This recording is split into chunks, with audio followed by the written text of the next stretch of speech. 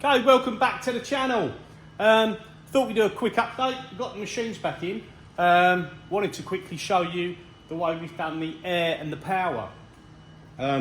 So we've got ourselves semi-organised again. Same as the last video. We've got the 3 meals all in. Got an extra, but I'll show you that in a minute.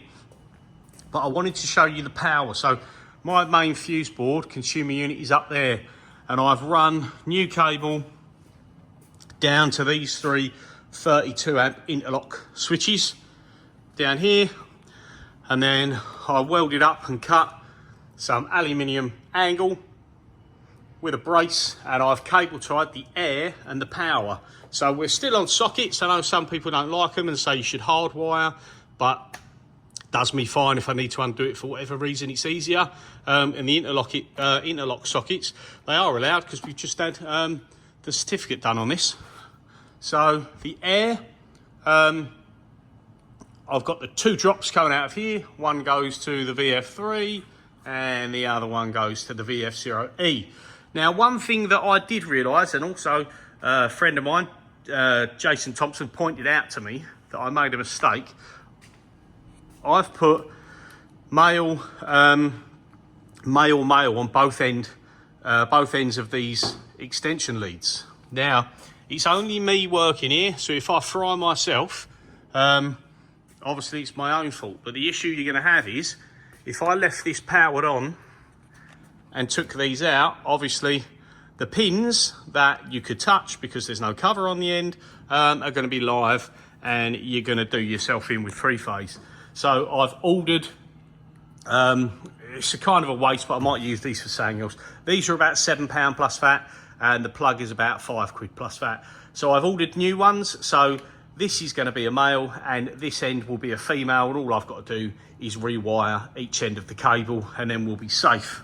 But I really think that come out awesome, because now there's nothing on the floor trailing behind the machines. Each one has got its own air and power going above. The only thing I may do is, they say not to use quick disconnects because they're restrictive for the air to the machines. Now, I've never had issue, but I may change that so that you've got another valve here, you can shut it off, and I may just use new hose. But I don't need to spend that money now, because by the time I bought all this cable and run all new cables in the trunking, I'd spent quite a few quid. So yeah, same on this one. We need to change them for the ones that I've ordered. I will get round to it, because I know what I'm like. I don't want to kill myself. And again, we're down there in the trunking. So that's them machines done and dusted. They're running, they're good to go. Now, you'll notice we've got the other one. I kept saying we've got another one coming soon. And this one is a VF0. So turned up a couple of days ago. Complete non-runner, wouldn't power up, no memory, no parameters, X-axis table, wouldn't move at the time, it didn't seem, couldn't raise the head, couldn't do anything with it. So I bought this from a machine dealer, and I've been non-stop on it since it came. And I actually even went to the dealers for half a day, 3/4 of a day, to try and get the parameters or get it working enough to get the head back in it. The head back in it, the head to move, so I could bolt it to a bracket on the table so nothing would slide around. And we just about managed to get that done. It wouldn't zero return all axes, so I had to do it jog without zero return, and it took me about half an hour to jog the Z down to get it on the bracket and move the wire. Couldn't move the X at the time because it was stuck. So yeah, it's a VF0E, it's a VF0, it's a 1999 machine. The VF0 doesn't have a gearbox, and it's got the smallest of all the tables in the range. So let's go around. So things that I've had to do first off: monitor, very flickery, not working properly. Kind of got it working, seems to take a little while to warm up, so I don't know if it's the monitor. I've got another one to try, but the monitor is a simple fix. I've actually got 3 of these whole pendants, so I'm not bothered about that. Remote jog hand wheel, lovely touch, works perfectly. didn't have the green and red beacons. The top section was missing, no bulbs, but they were in the back of the cabinet. But I had a few of these, so I put a new one on, so that's good. I've had the back of this off because I had to redo some cables. This was loose, but we've got it working. I haven't switched over to a USB as yet because I had a couple laying around, but they wouldn't work properly. So I'm definitely going to put a USB in it, but I haven't got round to that yet because I find with a few of the USBs I bought, I think I bought 5 now to do on machines. 2 that I've done and sold, and 2 on my machines that I had to buy 3 or 4. So regardless of jumper positions, it depends if the machine software likes the USB floppy emulator software. It seems it can be hit and miss. They're only about 15-20 quid each. I normally buy 2 or 3, and 1 or 2 will always work, but you normally get one that doesn't. So I'll look into USB later. We took the X-axis motor off. We checked everything there. The table was actually free. It was kind of gummed a little bit in one position where it had been sat for quite a long time. So we freed that off. The spigot for the coolant, the P-cool, works. The spindle's good. The tool changer's all there and is rotating fine. We've done the grid offsets again. We've done the spindle orientation. We've got the tool changing, but I haven't set the tool change offset. I've got it up here, just a little bit out of the way. Gonna do that later. I've got the covers for the X-axes, both sides, no problem. We've got a chip auger in there, but I haven't yet tested it because I need to dig out some of my fuses because there's one missing in the back. I've got a book with the machine, but it's the wrong book. It's not actually for this machine. And just to say, we've got the back of this pendant. It's just sitting up there. We've got our coolant tray and our Swolf chip auger up the side. This has a nitrogen counterbalance. Pressure's looking okay, so there's no issue there. I've currently got an extension lead running to it, and I use my retractable air line there to get air to it. Things we've done so far is we had to replace the air regulator because the other one was broken, had a crack in the bottom, was leaking air all over the show, so I've put a spare regulator on it. Works perfect. That side of it's good. The oiler actually works fine, but I haven't changed this oil yet. Don't like the look of that. You literally can't even see through it. And I use the Mobil 1 oil now, so I will change that, the same as I run in the rest of my machines. I've given it a wipe down. You can see it's actually pretty clean. Not cleaned in here yet.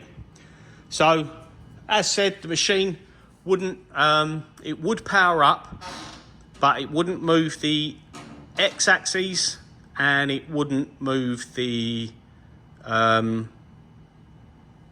because of the X-axis wouldn't zero, I couldn't properly jog the machine. And also, originally you couldn't turn it on at all because the board was dead. And when you turned it on, you just had the list of alarms just didn't stop. So first thing I've done was I got batteries into the board. I reinitialized it as a VF0 to get some parameters back, and that allowed me to turn it on.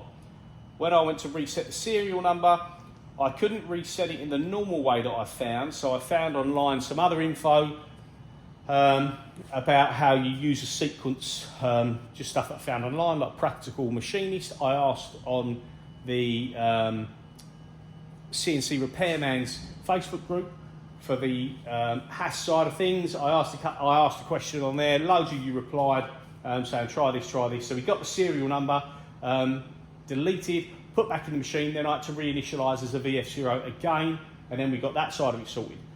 Then we powered up and we had vector drive related alarms. We had DC bus issues, and over voltage, low voltage. That was on the vector drive. I put a spare one in, tested it. Things still were a little bit wonky. I rewired the wire delta contactors. Not sure how that relates, but it got rid of one of the issues. The other issue was inside the vector drive, and that needed a repair, and I've had that repaired. We had a blown amp on the x-axis. I confirmed that by swapping these over, and then the fault moved to the y-axis, so that was good enough for me to know that that's right. So this gold one is one of my spare cards. These are smart amps. This is the older style. To be fair, they're all repairable unless you really pop a hole in one of them. Bad, but luckily enough it wasn't. So I've got the faulty one over here, and I'm gonna repair that. So I'm gonna start looking into repairing the drives, the servo amplifiers, and the vector drives myself. I need to do a bit of learning, but I know pretty much most of the components and all the components that go wrong inside of these. This one, I worked out exactly what was wrong, managed to do that myself, but until I get myself kind of more able to work on small PCBs and little things like that, I've got someone else to solder the part that I needed, the parts onto the board, and get that done from. But I want to learn how to do that, because again, this is another service that I'd like to offer through myself and through the website. So yeah, we had a vector drive repair, we needed to replace a servo amplifier, we needed to rewire some of the wide delta contactor, we had to put new batteries in it, but we're pretty much there. The machine, it's not turned on at the minute because I'm just about to go home, but I'm sure there'll be more videos on it. We've given it a quick clean over. I need to clean the coolant tank. We've got a pump for it that came with it, but that's moved out of the way and it works. So yeah, it isn't looking bad. I need to take the head cover off because I haven't done that yet, because I have my words today are all over the show. I think I'm a bit tired. I haven't took the head cover off yet and delved behind there. There's a couple of things that need doing. One of them, I'm almost certain, is the encoder belt. The telltale sign is that when you run the spindle, the load monitor will flicker between 25 and 55%. Just bounces, doesn't really change much, just hovers. And I've had that a couple of times. Actually, I've had it on my VF3, and initially the first time I saw that issue was on my VF0E, and it's normally a bad encoder belt. Can be spindle belts as well, but normally it's the encoder belt causing the issue. So when I take that off, I'll show you, and I bet that's the fix, and I bet that solves it. The other thing up there, when you press the tool release button, it's very slow to react, so we've probably got some gummy switches, and God knows what else going on behind that. So we'll have a look at that. The tool changer in and out is slow going back out. It waits for a while before it goes, which tells me it's got a sticky switch on the tool release piston assembly, because that needs to know everything's sorted before the tool changer will move back in. But yeah, in general, it's actually looking okay. It's taken a bit of time, but we are getting there. This machine will be for sale. Once it's all tested, it's all fixed, it's running, and I'm at the point when someone can come and make a part on it and see it and check it all out. And you know, it's an old machine, but for people like me, if you're doing a one-man band or you want a machine to learn with, then there you go. You've got something that will be checked over. They're old, they can break, don't get me wrong, but you'll have something that you can see running and making a part, hopefully, when I'm all done. So if anyone's interested, keep an eye on the videos and get in touch and let me know. Now, one more thing I want to go over, it's not even something I want to go over really, something I wanted to talk about is, been speaking to a few friends and I'm having the idea of potentially doing a crash course on the basics of CNC machining.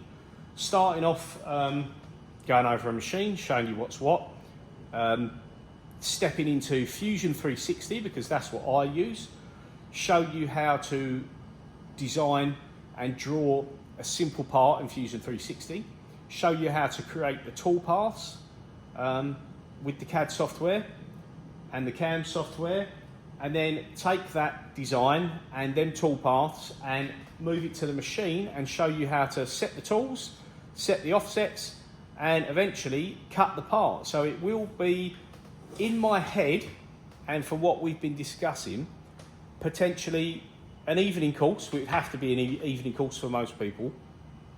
4 evenings, 4 hours per evening. And again, it will be going over the basics, designing a part, doing the cam on the part, and then machining the part. And I just wondered, in the UK, obviously, is that something anyone would be interested in? Don't get me wrong, I'm no expert. You're not going to get a certificate or anything like that at the end of it. It's just for guys maybe who have ummed and ahed about getting a machine for their own workshop, or whether they're deciding, you know, we're already in business doing one thing and we're umming and ahhing about getting a machine and making some parts. This is the kind of thing that you can spend a bit of money, not worked out prices yet. You can spend a bit of money and you'll be able to go through it all and decide if it's for you or not. You know, maybe you think, actually, I quite like this and I think I'm going to go ahead and look at getting a machine. Or you might do the course and think, it's a bit much for me, it's not something I want to do. But there's a lot of people out there that say, I'd like to learn how to machine, but you don't want to go do a full course and pay thousands of pounds. Or the only ones that want to do it is if they're selling you a new machine. But you can come here, use one of my machines, I'll go it all through it all with you. And then at the end of it, you walk away with a bit of knowledge on all of it. A bit of knowledge on Haas machines, because that's all I've got. A little bit of knowledge on Fusion 360, and you'll have a little bit of knowledge on setting up a part in the machine, setting the vise, setting the offsets for the tools, setting the offsets for the workpiece, and then actually running the part. 1-op, 2-op, soft jaws, things like that. So if anyone's interested in that, give me an email at info@kinseyfabrications.co.uk, because I'm not sure I'm going to do it yet, but I quite like the idea of it. And if there's enough interest, that's something we will do. So, yeah. These Haas machines seem to be multiplying by the month. Cheers for watching. Please like and subscribe if you're enjoying the content on the channel. And we'll see you on the next video.